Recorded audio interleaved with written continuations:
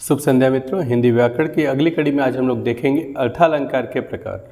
अर्थालंकार के प्रकार को हम लोग एक सरसरी निगाह से देख चुके थे। आज हम लोगों को एक एक प्रकार को ध्यान से सही ढंग से पढ़ना है और ऐसा पढ़ना है कि एग्जाम में अगर आए तो हम एक बार में देखते ही उसको पहचान जाए।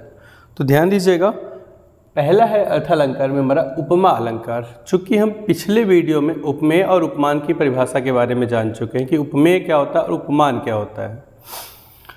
तो उपमा अलंकार है क्या? जहाँ उपमेय की उपमान से समानता की जाए वहाँ उपमा अलंकार होता है। उपमेय की उपमान से समानता की जाए तो कौन श्रेष्ठ होता है गुणों में? उपमान, जिसकी उपमा दी जाती है। तो उपमेय की उपमान से क्या की जाए? समानता की जाए। उपमान गुणों में श्रेष्ठ होता है, उपमान के गुणों को ही उपमेय लेता है, समानता दिखाता है। जैसे आपका है पीपर पात सरिस मन डोला। तो क्या मन हमारा कहीं डोलता है क्या? मन कहीं चल पाता है, डगमगाता है, हिलता है? ऐसा कुछ भी मन के साथ नहीं होता है। तो यहाँ कहा क्या गया है कि जैसे पीपल का पत्ता है, हल्का सा भी हवा लगने पे क्या होता है? वो हिलने लगता है। उसी तरीके से हमारा मन भी क्या है? चंचल है। हल्का सा मन में विचरण किया, आप कहीं और पहुँच गए।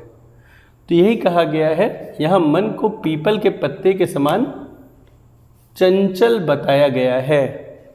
इसलिए यहाँ पे क्या होगा? उपमा अलंकार। क्यों? क्योंकि उपमेय की उपमान से समानता की गई है।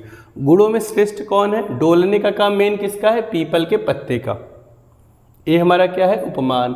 और मन क्या है हमारा? उपमेय। क्योंकि मन को उसके समान चंचल बताया जा रहा है कि मन भी उसी तरीके से क्या है? चंचल है। अब इसका ट्रिक क्या है भाई? उपमा अलंकार को हम पहचानेंगे कैसे? तो हमने कहा समानता की बात की जाए, जहाँ उपमेय की उपमान से समानता की जाए। तो समानता किन शब्दों के द्वारा हम कहते हैं? कहते हैं ना सम, समहि, समान, सरिस। तो जो ये सारे शब्द हमको दिखे, जहाँ हमको लगे कि नहीं ये समानता की बात करते हैं। जैसे कहते हैं यह पुस्तक उनकी पुस्तक की जैसी लग रही है या उन्हीं के जैसा है। तो यहाँ पे सम, समहि, समान, सरिस, इव, समानता, तुल्य, नाय, सा, सी, से, जैसे, मैं, अगर ये सारे शब्द आते हैं तो हम तुरंत पहचान जाएंगे उपमा अलंकार है। हाँ, एक बात का आप थोड़ा ध्यान दीजिएगा, कभी कभी सा, सी से हमको रूपक में भी दिख जाता है कहीं कहीं पे। तो वहाँ पे ऐसा होता है कि उपमेय और उपमान में अंतर करना कठिन हो जाता है, तब वहाँ रूपक होता है।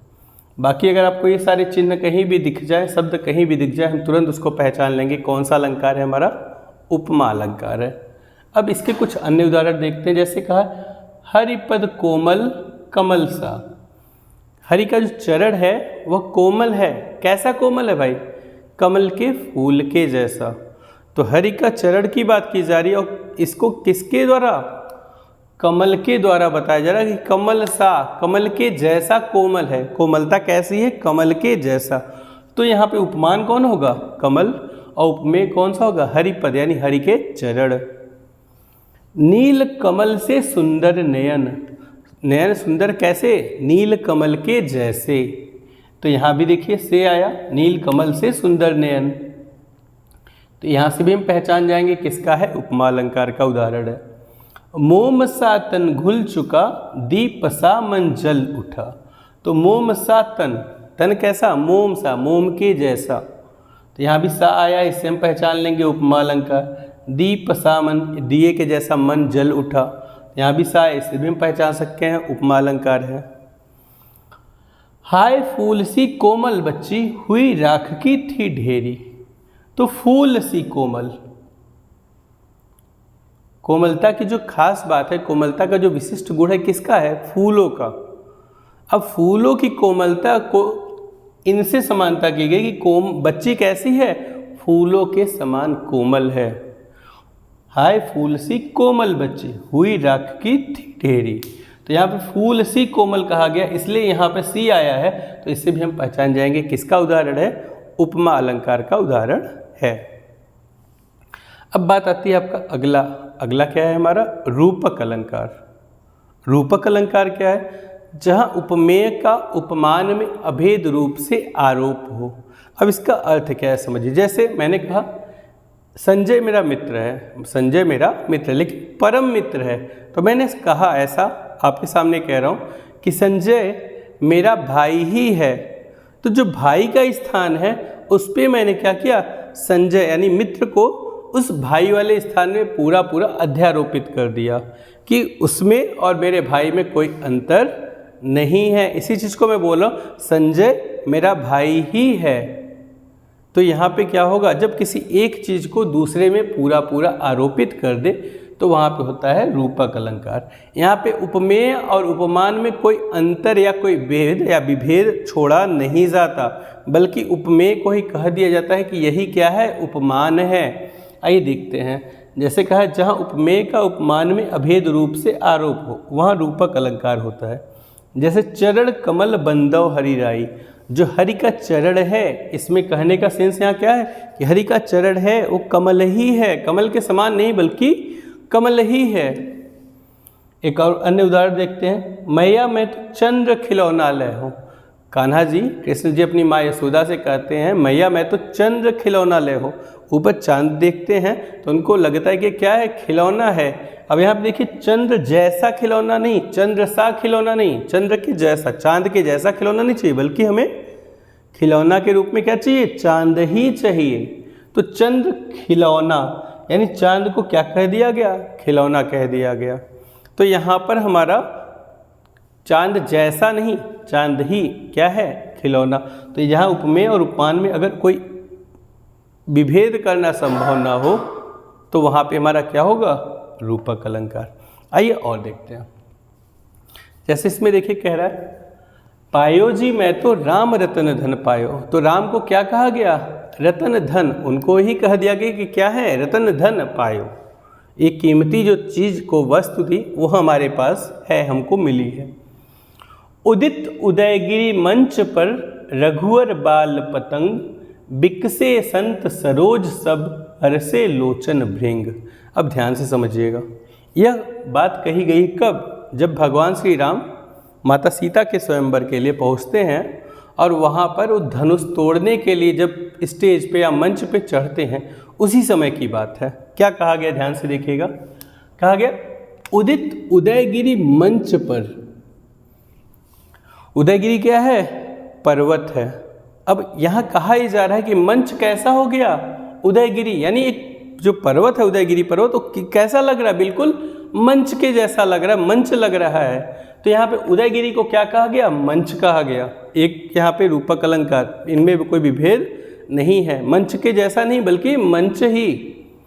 रघुवर बाल पतंग, अब उदयगिरी पर्वत पर बाल पतंग कहने का मतलब बाल सूर्य, यानी छोटे सूर्य। सूर्य जब निकलते हैं प्रातःकाल, उदित होते हैं, तब की बात की जा रही है कि रघुवर अर्थात श्री राम जब मंच पर चढ़ते हैं तो उस समय ऐसा प्रतीत होता है जैसे बाल पतंग, एक छोटा जो सूर्य है, सूर्य का जो उदयमान स्थिति है वह प्रतीत हो रहा है।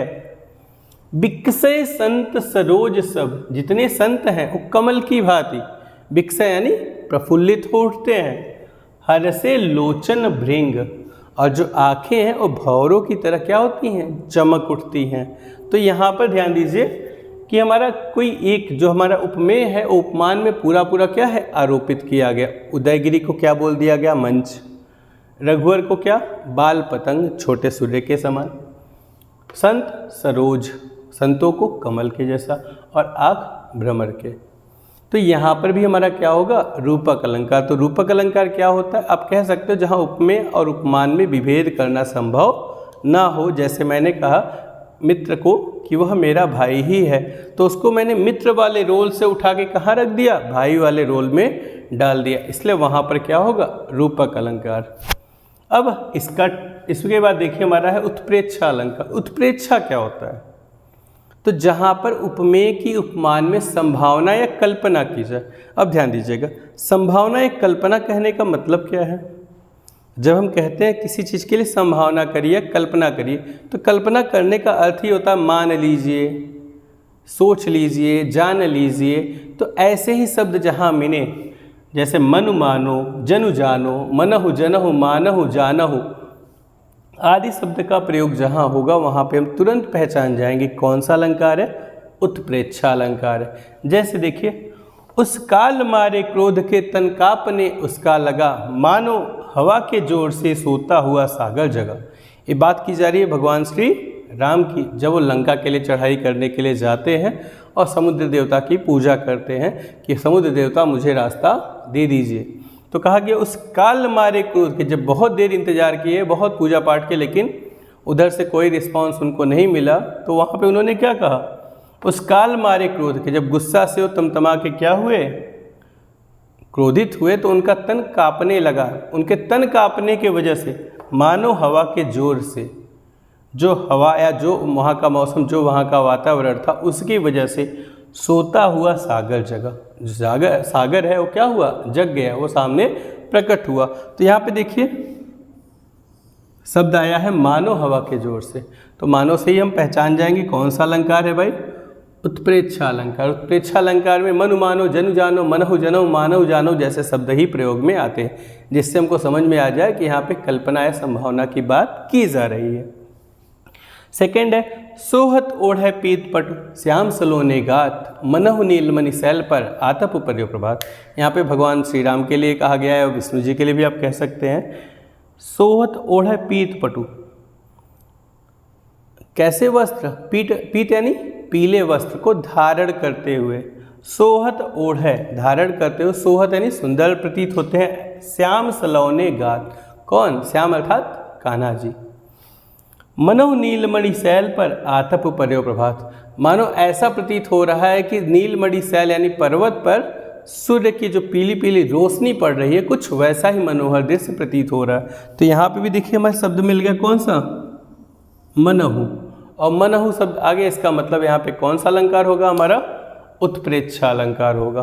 तो इस तरीके से हम उपमा, रूपक और उत्प्रेक्षा को पहचान सकते हैं। एक छोटा सा ट्रिक और ध्यान दीजिएगा, उपमा नाम पढ़ने में आसान और सीधा सीधा है, तो वहाँ पे हम क्या कहेंगे, समानता की जा रही है।